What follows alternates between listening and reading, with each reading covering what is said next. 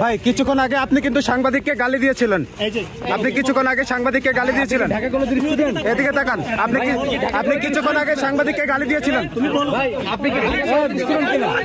এই সাংবাদিককে গালি দিয়েছিলেন আপনি। ভাই আপনার পরিচয় দেন। আপনার পরিচয় দেন।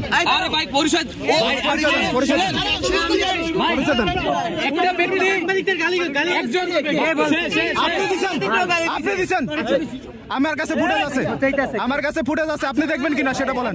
ভাই শুনেন, ভাই আপনি একটু কথা বলেন ভাই। জি আচ্ছা আপনাকে লাগবে, কারণ হইছে ডকুমেন্টস ছাড়া কথা বললে সমস্যা নাই, সব মিডিয়ার সামনে সব আছে, সব আছে, সব আছে। ভাই আমার কাছে পুরো ফুটেজ আছে, আমার কাছে পুরো ফুটেজ আছে, আমার কাছে ফুটেজ আছে, আমার কাছে ফুটেজ আছে, আমার কাছে ফুটেজ আছে। টাইম কিন্তু একটা না, আপনি গালাগালি আমার কাছে ফুটেজ আছে। শুনেন ভাই, এই ছেলেকে আপনি সরাসরি গালি দিচ্ছেন ক্যামেরার ভিতরে। ভাই এই আমার থেকে শুনুন, আমি বলি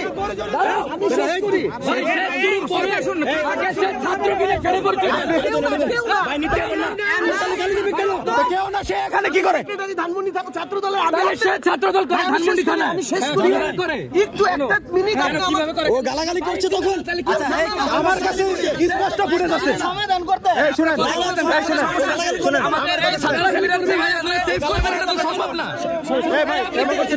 এমন করছেন কেন?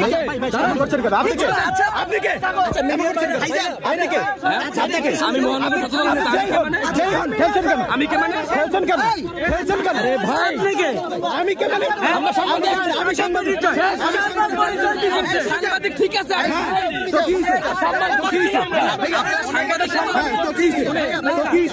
সাংবাদিক আপনাদের সম্মানের জায়গা আছে।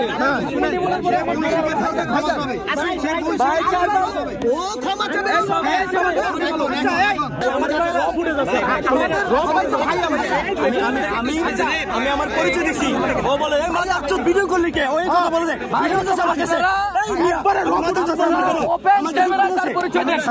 ও বলে যায়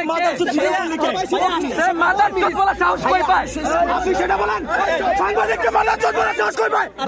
সেটা বলেন আপনি, আপনি এখানে কথা বলেন, বলেন বলেন ভাই। সরি বলে দিয়েছে, ঠিক আছে। না না বলো, বলো প্রকাশ্যে বলো, গায়ে বলো না। ও মাপ চাবে, ও মাপ চাবে, বলেন। না না এখনই চাই, এখনই চাচ্ছে, এখনই চাচ্ছে।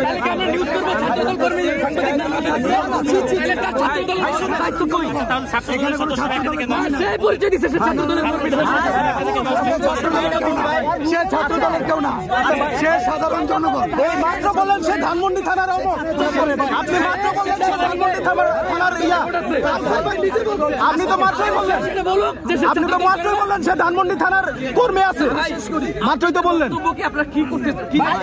উনি আপনারা বললেন একবার রাজনৈতিক না, আবার বলেন রাজনীতি। আপনাদের সাথে মিসবিহেভ করে থাকে মানে এমনি আসছে একজনের গালি দিলেন কেন? গালি দিলেন কেন? আচ্ছা আপনি মারলেন, গালি দিলেন, কারণ কি কারণ ছিল?